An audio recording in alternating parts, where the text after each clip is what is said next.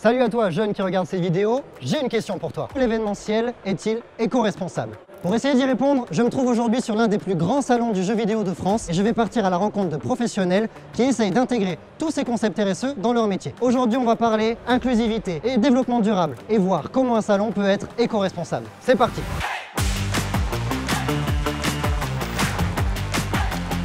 Bonjour Eva, merci beaucoup de m'accueillir sur cet événement de la Paris Games Week. Vous êtes responsable événement. En quoi consiste votre métier? C'est de piloter une équipe, de coordonner l'organisation d'un événement, de sa conception jusqu'à son bilan avec les prestataires, les parties prenantes de l'événement. Qu'est-ce qui est devenu plus RSE? Que ce soit les aménagements de stands, la restauration, les standistes, les exposants, les visiteurs, la communication. On est vraiment sur un sujet qui est intégré dès le début dans nos réflexions. On y va? On y va? Allez, c'est parti!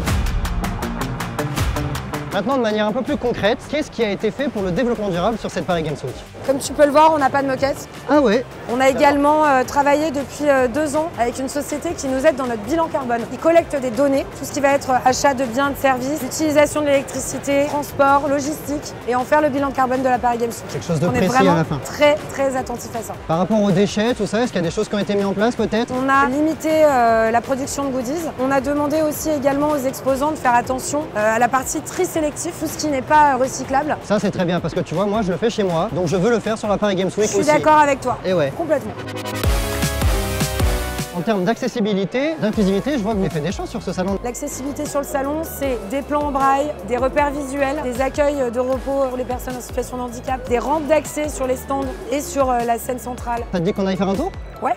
Cap Game, faciliter l'accès aux jeux vidéo. Tous gamers, c'est extrêmement important. Les gamers aujourd'hui sont extrêmement sensibles à cette démarche. Cap Game est vraiment référent dans le domaine et c'est notre partenaire aujourd'hui sur le salon. C'est eux qui vont nous guider dans notre démarche d'accessibilité. Par exemple, cette manette, ça sert à des personnes en situation de handicap pour jouer. C'est tellement important que tout le monde puisse accéder aux jeux vidéo. Bonjour Arthur, enchanté. C'est Jérôme. Salut Jérôme, c'est des manettes un peu bizarres, non? C'est des manettes qui sont adaptées pour pouvoir être utilisables par les personnes en situation de handicap. Donc c'est des personnes qui ne sont pas en capacité d'utiliser les dispositifs standards, que ce soit manette ou clavier souris. Ok. Là on va avoir typiquement une manette sur laquelle on va pouvoir brancher tout un tas de périphériques derrière. Excellent. Des boutons de différentes couleurs, de différentes tailles, des manettes de différentes tailles et vraiment adapter le dispositif d'interaction à la personne selon ses capacités. Comme ça tout le monde peut jouer quoi? Tout le monde peut jouer. Incroyable. Comment on dit bonne partie en langage des signes? Bonne partie, c'est bon jeu. Bon jeu, ok, bon jeu. Bon jeu. Bon jeu. Ok, ça marche. Excellent.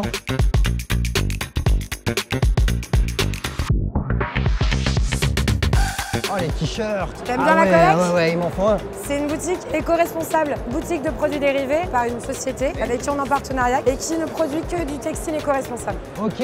Tu sais quoi? Où est mon argent? Excusez-moi. Je te présente le délégué général du sel.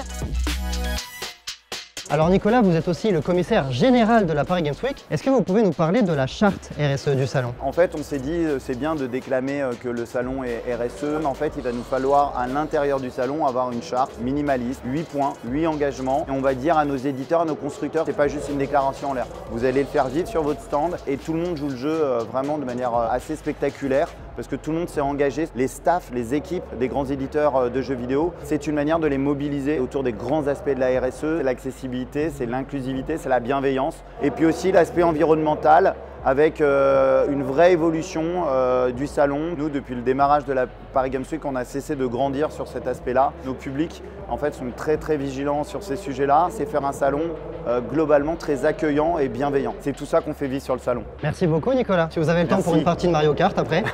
Quand vous voulez.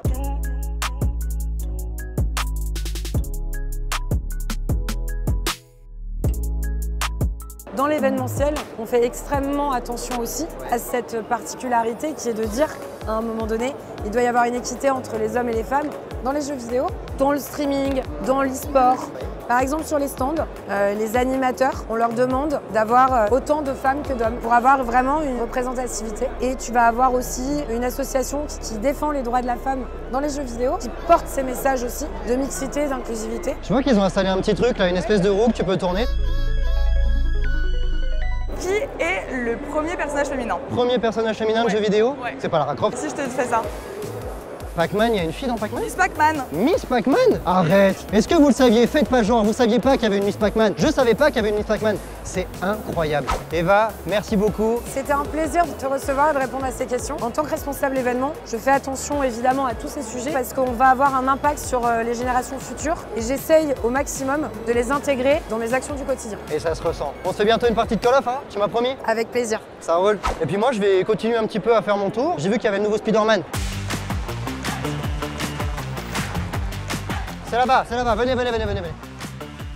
Bonjour Pauline. Alors, tu es dans la conception de stands. Est-ce que tu pourrais nous expliquer un petit peu ce que c'est? Dans le monde de l'événementiel, des salons, des congrès, des manifestations, on a donc des stands d'exposition. Tout se conçoit et se crée. C'est souvent les métiers qu'on ne connaît pas, les métiers de l'ombre. Ils sont passionnants parce que tu travailles à la fois avec des designers, des menuisiers, électriciens, tapissiers, avec tous les corps de métier. C'est un gros écosystème. Quand on met le nez dedans, franchement, c'est juste passionnant. Est-ce que les enjeux RSE et la conception de stands, c'est compatible? Aujourd'hui, événementiel, stand d'exposition, certification RSE et normalisation, ça va ensemble parce que c'est toute la filière qui essaye de faire en sorte que l'activité perdure, de donner envie aux jeunes de faire ce métier. Et pour leur donner envie, il faut leur montrer que toute la profession aujourd'hui fait en sorte de limiter l'impact avec tout un tas de plans d'action. Est-ce que tu aurais un exemple à me montrer, quelque chose comme ça? J'ai un exemple concret. Eh ben, je te suis.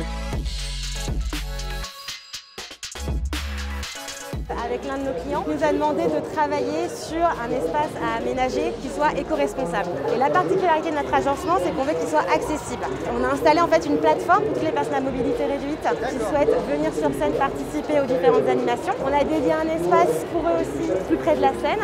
On a également du personnel qui traduit en langue des signes. Une fierté pour nous, c'est de travailler sur la signalétique inclusive et sur le braille. Et on a envie que ce soit la norme de demain très clairement. Vous saviez qu'en langue des signes, pour applaudir, il fallait faire comme ça?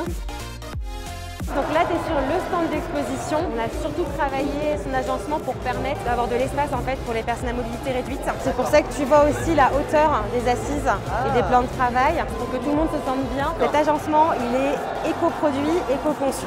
Éco-produit, ça veut dire qu'en fait tous les éléments du stand d'exposition a été pensé pour être monté-démonté. Éco-conception, c'est le choix lorsqu'on dessine l'espace de tous les matériaux qu'on va mettre dedans. Il n'y a pas forcément de bons ou mauvais matériaux, c'est surtout l'utilisation qu'on en fait. Et ici sur ce stand, tu as quasiment tout qui est réutilisé. Et un point aussi sur l'événement en général, on a une réelle traçabilité de l'ensemble des déchets. Ils sont forts, jusqu'aux poubelles les amis, jusqu'aux poubelles. On va pouvoir apprécier mon absence totale de talent dans le domaine du jeu vidéo. Ah, il faut suivre la route. Vous avez compris que si vous avez besoin d'un tuto pour apprendre à jouer à un jeu de conduite, ne m'appelez pas. Tous les tapis que tu vois, c'est du réemploi. Les allées, comme tu vois, tout a été fait pour l'accessibilité. Tu as toujours une signalétique, tu as de la place. On a tout étudié pour permettre de pouvoir découvrir le jeu en étant à l'aise. Qu'est-ce que c'est la charte d'accessibilité? C'est de travailler sur des espaces qui puissent être accessibles à tout le monde, les personnes à mobilité réduite, les personnes malvoyantes et malentendantes. Ah ça? C'est un label qui est développé par la FNOR, qui permettre de dire que ce stand d'exposition répond à 55 critères bien particuliers. Tu as l'éco-responsabilité, traçabilité des déchets, ton devoir d'inclusion, de vigilance. C'est vraiment plusieurs thématiques indispensables. Tu as également la préservation de la biodiversité. Et ce stand respecte tout ça? Ouais. Donc, je vais te montrer qu'effectivement, en fait, la RSE, c'est tous les métiers. Je vais te montrer des réalisations qu'on peut faire chez nous. Voilà, c'est ici, voici mon entreprise où tout se passe, à savoir 1033 stands par an, dont 65% d'entre eux ont un engagement RSE. On va découvrir de la conception à la fabrication, quelles sont toutes les étapes clés pour voir un stand d'exposition fini. Voici la cellule RSE, c'est une petite équipe qui accompagne au quotidien les designers, les chefs de projet et toutes les parties prenantes annexes au projet. Sur les 1033 stands qu'on réalise chaque année, on a toujours une forte démarche RSE et soit c'est nous qui proposons en fait aux clients une démarche avec des actions, des indicateurs à l'appui, ou parfois c'est eux en fait qui nous challengent de tendre vers des stands bas carbone, de réduire nos déchets, de valoriser surtout des éléments issus du réemploi. Ça peut se traduire dans le choix des matériaux, ça peut se traduire dans leur utilisation, par exemple dans toutes les parties prenantes qu'on va venir intégrer dedans. Lorsqu'on a fini notre réunion de projet, notre brief, on passe à l'étape de conception. On va leur faire un pré-brief avec tous les éléments qu'on aura retenus à travers une recommandation commerciale, mais également artistique et design, toujours conduit par un mood board qui récapitule les principales actions qu'on va mettre en place dans le stand d'exposition. Une fois que la conception est terminée, on passe à l'étape de fabrication. Alors ici par exemple, c'est la partie créative, là où toutes les équipes créatives planchent sur des sujets, toujours en valorisant le matériau tech éco-responsable, et ils viennent décortiquer tout le concept et tout le fil conducteur pour aller en interprétation-fabrication.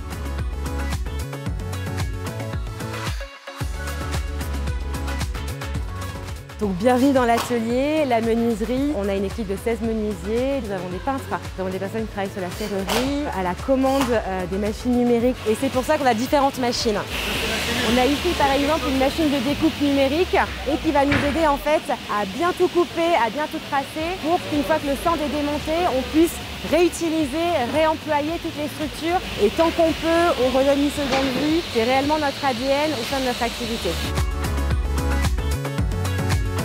Alors ici, on est dans l'espace de stockage et de préparation des stands qu'on appelle modulaires, modulables, éco-responsables, engagés. Des systèmes de cadres en aluminium comme ceux-là, ils sont réemployés 2 fois, 3 fois, ils continueront à l'être. C'est un grand Lego dont on vient récupérer des pièces et on traduit donc un projet de stand avec tout ça. Donc ça donne ça, des stands éco-responsables dont la filière a besoin. L'ensemble de la profession doit tendre vers une feuille de route qui tende à réduire les émissions de CO2 liées à notre fonction. C'est indispensable, c'est l'avenir si on veut que notre métier continue à exister. Et c'est l'ensemble de la profession qui est engagée et l'engagement est là.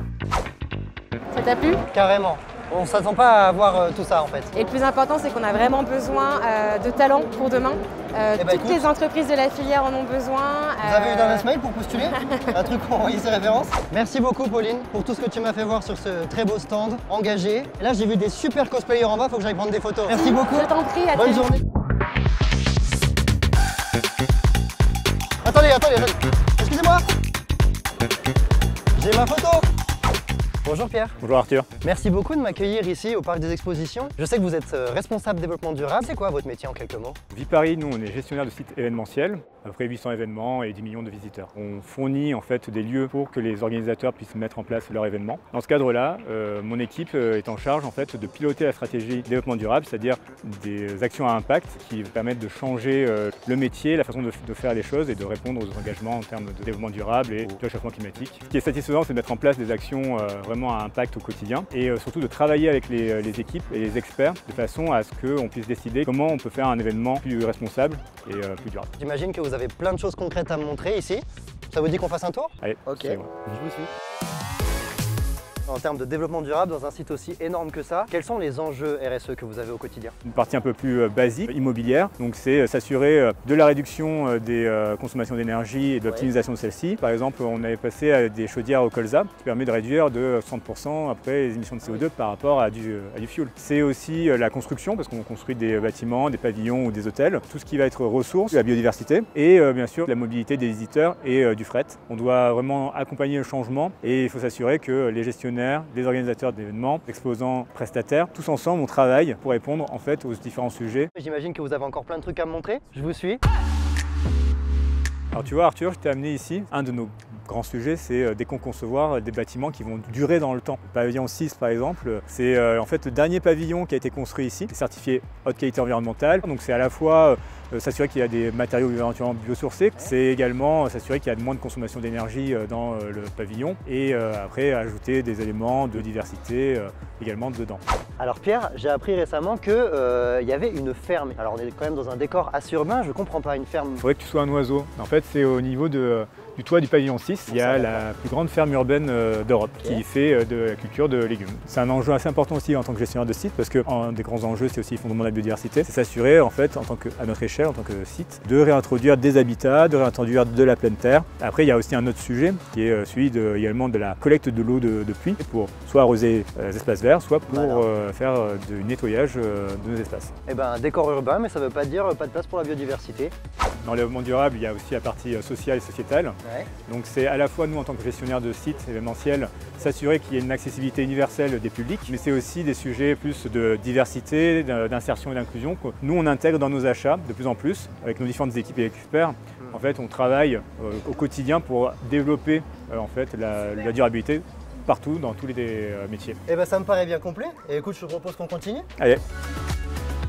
Ah bah tiens Pierre, je vois là, une benne à déchets, ça me fait penser.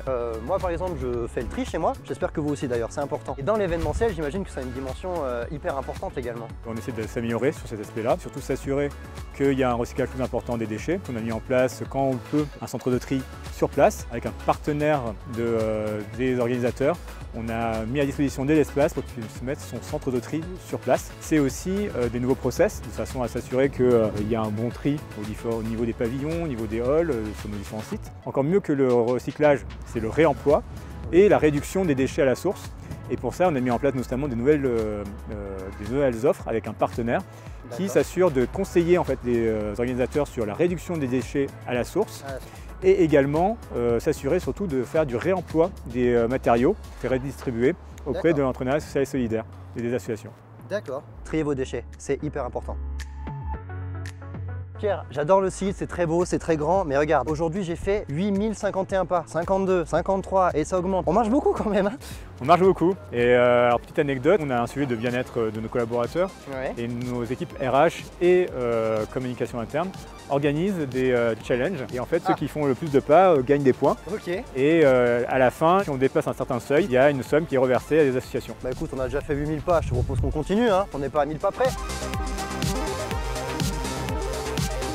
Pierre, j'ai l'impression que votre métier, c'est quand même un métier d'avenir. C'est important de pouvoir accompagner les entreprises vers les nouveaux modèles, mais c'est aussi, dans tous les métiers, c'est intégrer le développement durable, parce que moi, sans les experts de chaque métier, je ne peux rien mettre en place. Et en fait, c'est ensemble qu'on travaille, qu'on réfléchit pour prendre le modèle le plus durable possible et l'intégrer dans l'événementiel. Vous jouez, vous, Pierre? Un petit peu, ouais. Allez, Mario Kart, une petite partie? Allez. Maintenant, vous en savez beaucoup plus, j'espère, sur la RSE dans l'événementiel. En attendant, moi je suis claqué, j'ai fait 11 472 pas. Je vais aller me poser un peu. Ciao. Ah, je suis bien.